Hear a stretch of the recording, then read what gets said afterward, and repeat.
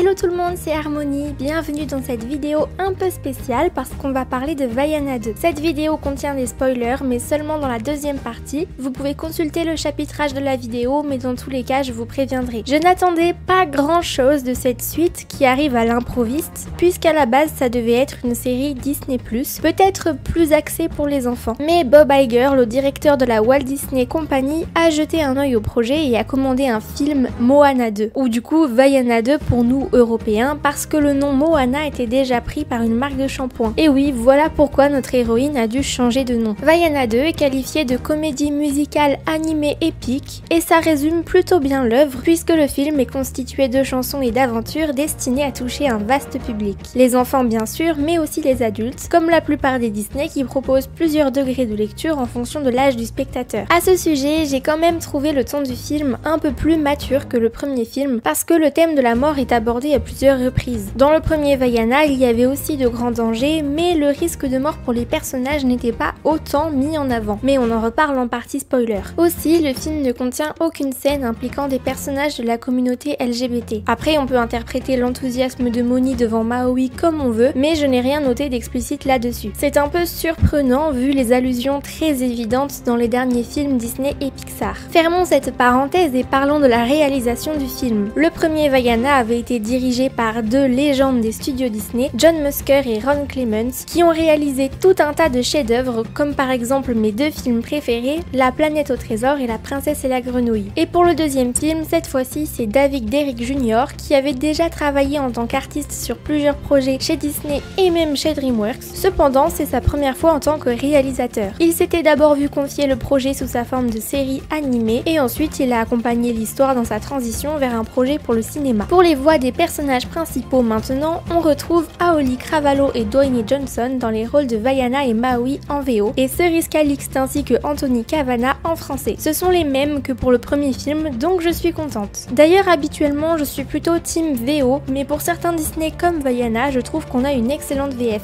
Niveau visuel, Vaiana 2 est à la fois très beau et décevant. Les textures, les tissus, la peau et les cheveux sont tout aussi réalistes que dans les derniers Disney et Pixar comme Raya, Encanto ou encore Alerte Rouge par exemple. Cependant, certaines scènes me paraissent parfois assez bâclées et je pense que ce sont des scènes qui étaient déjà terminées pour la série et que donc c'est normal si on a l'impression que c'est un peu plus cheap puisque le budget est forcément moins important que pour un film destiné au cinéma. Mais du coup c'est un peu dommage. L'exemple parfait, c'est le visage de Vaiana que je trouve déformé parfois. Certes, elle a grandi de 3 ans, mais juste on la reconnaît pas toujours. Il y a aussi le visage du garçon du premier film qui est perturbant et même l'océan a l'air parfois plus plat et moins réaliste que dans le premier film, comme dans cette scène avec l'espèce d'huître géante. Sinon, les scènes des chansons qui ont été ajoutées pour le film sont bien plus jolies parce que je suppose qu'il y avait plus de budget sur l'animation et les scènes finales aussi paraissent plus travaillées. Et puis les personnages secondaires me semblent un peu fades visuellement et même dans l'histoire parce qu'ils ne sont que très peu développés. Ça devait sûrement être différent dans la série, mais là, Lotto, Moni et Kelly sont simplement présents au début pour compliquer la tâche de Vaiana parce qu'ils sont inexpérimentés et ensuite pour quelques facilités scénaristiques ou pour une touche d'humour. Pour conclure cette partie sans spoiler, j'aimerais parler des chansons parce que c'est essentiel chez Disney, même si certains films d'animation récents échappent à la règle. Ici, j'ai beaucoup apprécié les chansons, aussi bien en VO qu'en VF. C'est simplement un petit niveau en dessous par rapport au premier film avec Lin-Manuel Miranda pour compositeur. Mais ça reste des chansons et globalement une bande son qui m'ont beaucoup plu. Pour moi, Vaiana 2 s'inscrit dans la même lignée que La Reine des Neiges 2, dans un univers déjà familier, avec de nouveaux enjeux plus grands que précédemment et qui joue beaucoup sur la nostalgie du premier film, tout en transportant le spectateur dans de nouveaux lieux, en compagnie de nouveaux personnages et avec une nouvelle intrigue. Il explore les thématiques de la famille, du courage, des responsabilités, de l'identité et du fait de se dépasser. Le film joue aussi sur les émotions et ça a eu de l'effet sur moi parce que j'ai fait que pleurer au cinéma. Surtout parce que l'univers de Disney est ma zone de confort, donc je pense qu'à moins que vous soyez attaché à Disney et à Vaiana, le film ne vous marquera probablement pas plus que ça. Il est néanmoins spectaculaire et rempli d'action, mais un peu fragile par rapport au 1. Passons maintenant aux spoilers, donc si vous n'avez pas vu le film, merci d'être resté jusqu'ici. N'hésitez pas à revenir quand vous l'aurez vu vu, et sinon pour les autres, c'est parti.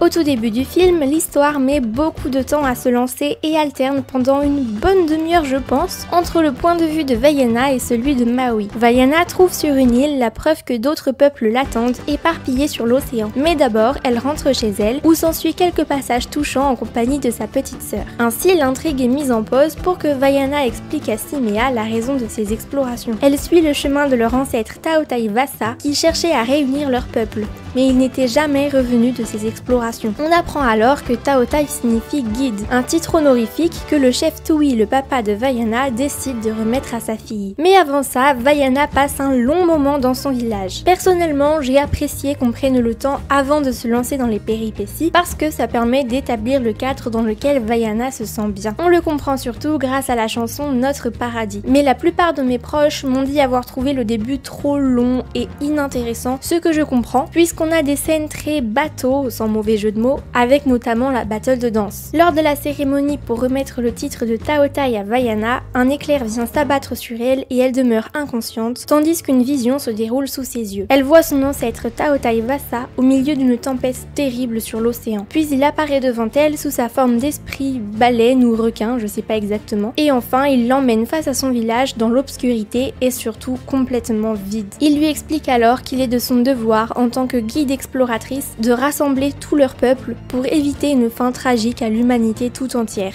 On comprend que l'enjeu auquel Vaiana fait face est très grave, mais en même temps c'est assez flou. Pourquoi le fait que les humains sont séparés par la mer signifie qu'ils courent à leur perte? On apprend aussi que c'est une malédiction qui empêche les peuples de se réunir. Une malédiction lancée par Nalo, le dieu des orages, sur une île appelée Motufetu qui était comme le centre de l'océan, parce que toutes les routes maritimes y menaient. Et le seul moyen de briser cette malédiction, c'est qu'un être humain atteigne cette île. Mais pour cela, il faut traverser la tempête la plus dangereuse de l'océan, celle provoquée par Nalo au-dessus de l'île qui gît au fond de l'eau. Encore une fois, l'enjeu n'est pas très clair. Pourquoi le dieu Nalo souhaite-t-il tant que ça séparer les humains? Tout ce qu'on sait, c'est qu'il ne les aime pas et que d'une certaine façon, il serait plus fort ainsi. On en saura sûrement plus dans Vaiana 3, mais on en reparlera au moment de la scène post-générique. Vaiana reprend conscience et planifie déjà son voyage vers Motufetu. Je trouve ce passage très fort puisque Vaiana sait quel est son devoir, mais elle connaît aussi les risques. Ce qui rend ce nouveau départ plus effrayant que le premier film où notre jeune héroïne est plus intrépide et moins consciente des dangers de la mer. C'est aussi pour cela que je disais trouver le film plus mature et plus grave. Je m'attendais donc bien sûr à ce stade de l'histoire à de la légèreté comme c'est un Disney, mais peut-être aussi à un côté plus sombre, un peu à la Reine des Neiges 2 ou à la Raya. Vaiana chante alors la chanson Aller plus loin, mais si on prend la version originale, elle se demande puis-je aller plus loin, alors que dans le premier film elle disait jusqu'où j'irai. On a donc la jeune Vaiana, avide d'aventure qui souhaite dépasser l'horizon, et la Vaiana plus mature qui connaît les dangers et qui se demande si elle sera capable d'aller encore plus loin. Ce qui ajoute à la gravité du moment, c'est qu'elle risque de ne jamais revenir pour sa petite sœur. Maintenant qu'on a eu notre élément déclencheur, Vaiana peut se lancer dans les péripéties avec son nouvel équipage, Pua, Heihei, Moni, Loto et Kele. Je ne vais pas trop détailler les péripéties qui sont un peu décousues, mais on va quand même se pencher sur quelques points. Tout d'abord, le personnage de Matangi, une sorte de divinité entourée de chauves-souris qui s'avère ne pas être la vraie antagoniste de l'histoire, puisqu'en réalité c'est le dieu Nalo. Matangi est prisonnière de Nalo dans l'huître géante, et il est dans son intérêt d'apporter son aide à Vaiana pour qu'elle réussisse sa mission. Et ainsi elle pourra se libérer de l'emprise de Nalo. Elle conseille à Vaiana dans la chanson Invente ta route de prendre des risques et de se perdre pour trouver de nouvelles issues sans se soucier des règles ou d'avoir un plan. Pendant ce long passage, je me suis dit ok c'est chouette, mais pourquoi? En fait, Vaiana va se souvenir de cet enseignement pendant le dénouement, mais on en reparlera parce que je trouve pas que c'était très utile à l'histoire. C'est là qu'on sent que le film était d'abord une série, parce que les péripéties ont été raccourcies et recollées. Non seulement l'enchaînement des actions est maladroit et mal dosé, mais en plus on perd l'intérêt de la scène par rapport à ce qu'elle apportait à l'intrigue. Un parfait exemple de péripéties recollées, c'est justement après la scène avec Matangi. Vaiana ouvre un passage qui les emmène directement à proximité de Motufetu. Et à ce moment-là, Maui rejoint la borne pour la suite de l'aventure. Je n'ai pas beaucoup parlé de Maui jusque-là parce que les scènes de son côté n'étaient pas très intéressantes. Et à partir du moment où Maui arrive, l'histoire et les interactions entre les personnages deviennent soudainement beaucoup plus intéressantes. Alors que le film a commencé il y a environ 1 heure. Vaiana, Maui et leur équipage ne sont plus bien loin de la tempête au-dessus de Motufetu, mais ils se font attaquer par des créatures qui ne supportent pas la lumière du jour. Mais comme c'est la nuit, pas de chance, Moni frôle la mort. Après ça, ils échouent sur une île et Vaiana est découragée au point de vouloir en arrêter là parce que cette aventure a failli coûter la vie d'un de ses amis. Mais Maui montre une sensibilité nouvelle tout au long du film en témoignant de son soutien et de son inquiétude pour Vaiana, surtout à ce moment-là en chantant la chanson « Je vais avoir un Chihu ». D'ailleurs, j'ai préféré la version française de cette chanson dans laquelle il appelle Vaiana sa petite sœur, alors qu'en anglais il l'appelle Bestie. Et quand je disais que le film explorait la thématique de l'identité, je voulais faire allusion au discours de motivation de Maui dans sa chanson, qui invite Vaiana à se rappeler qui elle est. Elle est la mortelle dont tous les dieux parlent, et elle s'appelle Vaiana. Ce fameux... Elle le répétait aussi dans la chanson « Aller plus loin », qui montrait d'une certaine façon qu'elle avait encore confiance, alors qu'à cet instant, elle a besoin que Maui le lui rappelle. À ce sujet, Maui se montre aussi plus humble et admet que Vaiana a fait de lui une meilleure personne. J'ai trouvé ça très beau, la dynamique des deux personnages a beaucoup évolué depuis le 1 et ça fait super plaisir. Honnêtement, c'est un de mes passages préférés, juste après le point culminant du film dont on va parler tout de suite. Pour la faire simple, Maui part remonter à la surface Motufetu, mais Nalo retourne complètement le bateau de Vaiana et les autres, et carrément, il retire à Maui ses pouvoirs de demi-dieu. Tout d'un coup, il a plus aucun tatouage, ça m'a fait trop bizarre. Puisque le film entier m'a paru plus sombre, je me suis dit que c'était le retournement de situation parfait. Parce qu'on l'a vu, Maui a beaucoup évolué depuis le premier film, dans lequel l'idée de perdre son hameçon lui était insupportable. Ça pouvait faire une conclusion très intéressante, sauf que ce n'est pas du tout la direction qu'a pris le film. Et en même temps, Maui est un vrai personnage de la mythologie polynésienne et à aucun moment il perd son statut de demi-dieu. Donc déjà que le film ne fait que s'inspirer des récits originaux, ça aurait été bien trop inexact. Bref, il tombe à l'eau et tandis que tout le monde pense que c'est la fin, Vaiana se souvient des conseils de Matangi, celui de trouver une autre voie, et plonge tout au fond de l'océan pour atteindre coûte que coûte Motufetu et lever la malédiction. Est-ce qu'elle avait vraiment besoin de l'enseignement de Matangi pour y penser? Je sais pas. Mais là encore, ça montre que le récit est assez décousu. Et là, moment suspendu, littéralement figé dans le temps. Je sais pas qui a animé cette scène, mais purée les frissons, l'expression du visage de Vaiana et la façon dont son corps est complètement tendu pour atteindre l'île, je trouve que ça rend la scène encore plus dramatique. Et puis la lumière aussi. Enfin là, c'est une scène qui m'a pris aux tripes. Vaiana tend la main, un éclair arrive derrière elle et au moment où ses doigts effleurent le haut de l'île, l'éclair la frappe mortellement. Honnêtement, j'ai pas les mots. Le film m'a paru très moyen dans toute sa globalité, donc une scène aussi poignante, ça m'a très agréablement surprise. Et ça a aussi rendu le film plus mémorable. Sans ça, je serais sortie du cinéma un peu déçue, mais en ayant quand même passé un bon moment, alors que là, j'étais complètement secouée. Et puis, pour ceux qui pleurent devant les films comme moi, je pense que vous comprenez ce sentiment qui fait qu'automatiquement, le film nous a plu si on a versé notre petite larme. Après ça, Maui reprend conscience et rejoint Vaiana au fond de l'océan pour prendre son corps inerte dans ses bras. Puis l'esprit de grand-mère Tala et des ancêtres de Vaiana le rejoignent et en chantant, il ramène à la vie Vaiana. Il faut savoir que quand j'étais petite, j'inventais des suites à mes Disney préférés et pour Vaiana, j'imaginais qu'elle épousait Maui et devenait demi-déesse. Le premier ne s'est pas réalisé et heureusement, sinon ça aurait été bizarre, mais le deuxième oui. Vaiana obtient un tatouage et devient demi-déesse.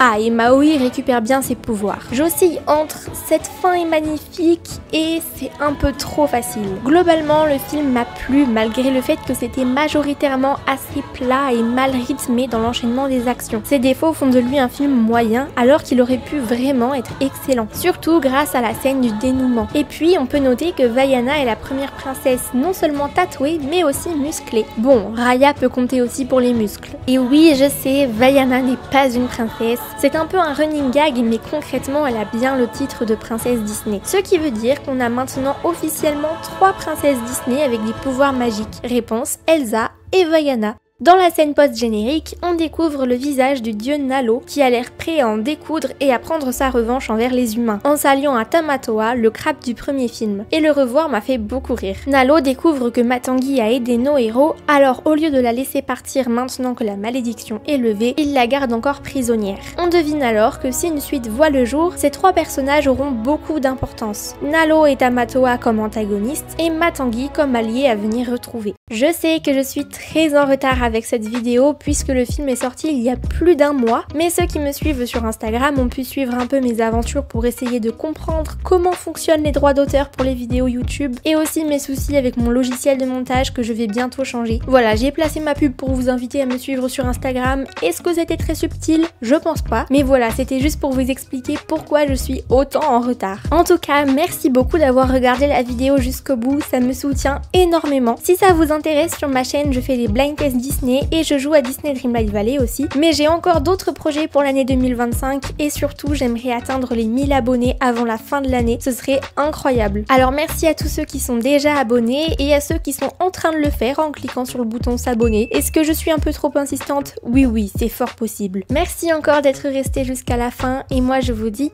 à très bientôt.